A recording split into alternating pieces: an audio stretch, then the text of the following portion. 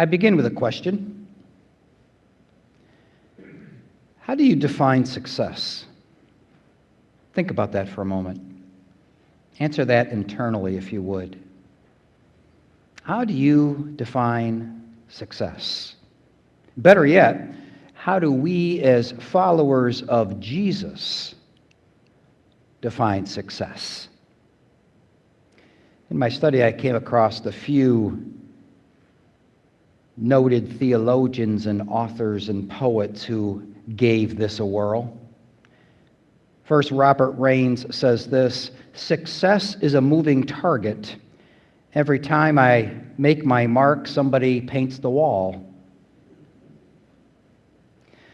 Oliver Wendell Holmes, at age 90, says this: "The secret to my success is that at an early age, I discovered I was not God." I love Ralph Waldo Emerson's poem, Success. And it ends with this: "To leave the world a bit better, to know that even one life is breathed easier because you lived, this is to have been successful." Even the United Methodist Church, our denomination, defines success in its mission statement, which is to make disciples of Jesus Christ for the transformation of the world. It seems that our modern culture, success is often measured by one's education, net worth, salary, square footage, ability to retire early, and a host of other measurable, quantitative, and calculable standards. By most Western cultural standards, our brother Jacob, that Sean just shared, is very successful. He's equipped with an inheritance and a blessing, both stolen, mind you, but successful nonetheless. So in this 28th chapter, we find Jacob, this very successful biblical man, running for his life with no place to sleep and only a rock for a pillow. He then dreams of a ladder stretching down from heaven to earth, a ladder that he neither constructed nor climbs, a ladder that Rabbi Harold Kushner suggests is the distance between who we are and who God intends us to be. Interesting. The truth be told, Jacob has spent most of his life, it seems to me, climbing cultural ladders, societal ladders. Let me share maybe a few of those that came to my mind in my study this week. He certainly was familiar in climbing the ladder of greed. Do yourself a favor this week. If you're on your computer and you're writing something, run a quick thesaurus check on the word greed. Words such as gluttony, insatiable, self-indulgence, and covet will appear. And as I saw those words on my computer screen, I'm thinking, wow, our Holy Scriptures have a few things to say about all those words now, don't they? I like how the Reverend Robin Myers, in the book of our book club, Saving God from Religion, puts it. He says this: "To live in America at a time like this, described by some as late-stage capitalism, is to be reminded that societies can recover from almost anything except too much prosperity for too few people and the death of the common good. So if a stranger were to approach me on the street, and by the way, this author is a pastor, and ask, Reverend, what is the biggest problem facing our society? I would not hesitate to answer it this way. It is greed.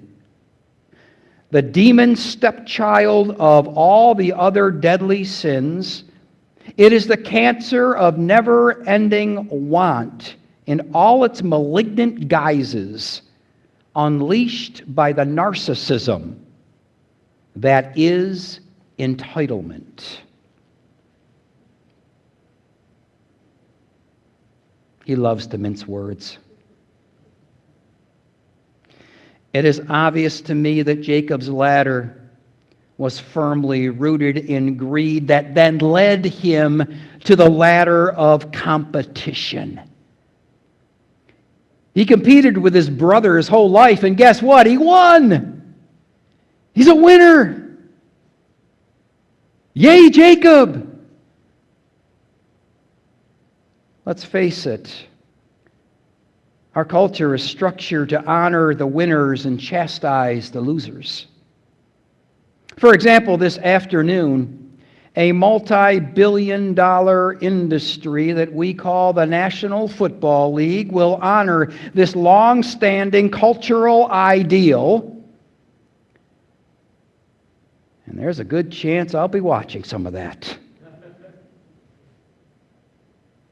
This idea is so entrenched in our lives, this idea of winning and competition. It has been said, and I will quote, "You never win a silver medal.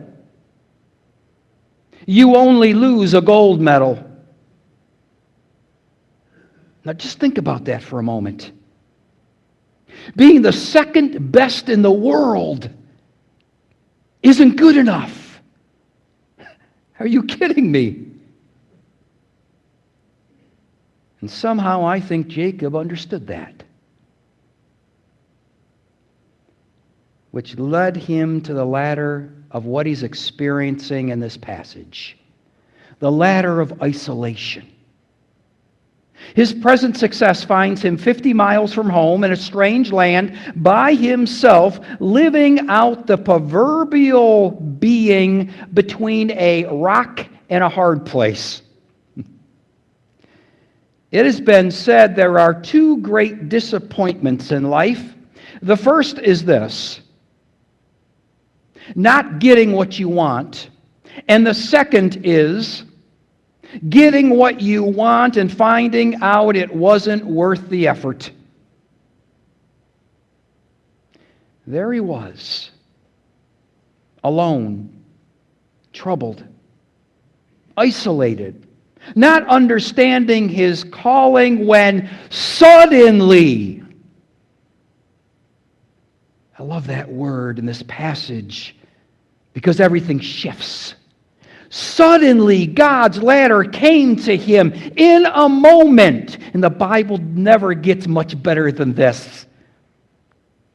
God says to Jacob, "Behold, I am with you and will keep you wherever you go." And everything changes as God changes the ladder and ladders of Jacob's life. When the Lord comes to Jacob, a new reality is birthed and a covenant is restored. By and through God, Jacob's eyes and heart are opened. Open to what? What happens suddenly when God appears and stretches God's being from heaven to earth? In a moment of inspiration, Jacob's life turns away from achieving toward receiving. Think about that. His perspective changes from achieving toward receiving. The very name of Jacob means to grab, to hold. No wonder his life was steered by greed, competition, and isolation. But in this moment, suddenly, it is different. He begins to understand a life lesson that I think we all need to grasp, especially in times such as these. And it was an aha moment in my study.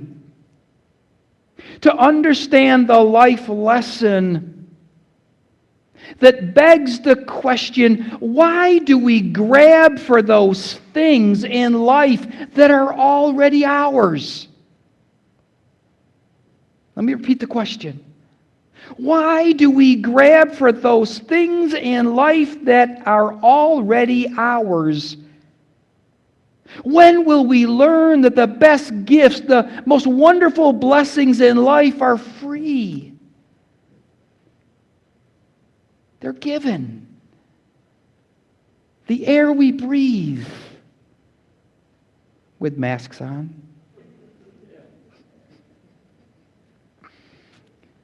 The sun that shines, the nature that envelops us, the relationships that nourish us, the Savior that loves us already. It's ours. All we need to do is to receive it. We spend so much time climbing the ladder of the unknown, we forget to relish in the known. In what we have been promised and all that has already been provided to us. But in this moment, Jacob also not only moves from achieving to receiving, he moves from his own power toward God's presence. Wow. From his own intuitive power and muscle towards God's presence. As he awakens, Jacob is enlightened in knowing that God was with him. I'd like to do something in this moment. Something I don't often do in my reflections. I invite us gathered here this morning and those gathered wherever you might be, that in this moment at 10:22 a.m. on Sunday morning, to awaken our spirits to that truth, that the presence of the Lord is with us. Right now, wherever we are, I invite you to join your voices together. Remain seated, if you will, and let's sing the beautiful hymn, Surely the Presence of the Lord. Carolyn will give us a brief entrance into the song, and then with sacred voices in holy places, let's sing together.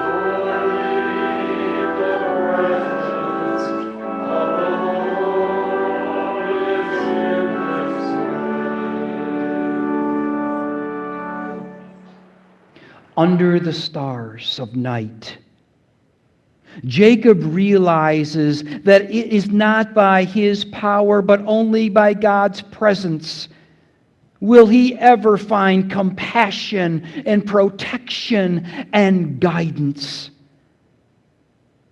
My hope is that the song we just shared together will ring in our hearts in the week ahead, around the perhaps diminished tables of thanksgiving will ring in our minds along our journey together, so that like Jacob, whose name is about grabbing and getting and greed, may we turn our hearts towards reaching out, towards sharing and caring, especially in times such as these. But all the while, may we give thanks to God, whose presence is always with us.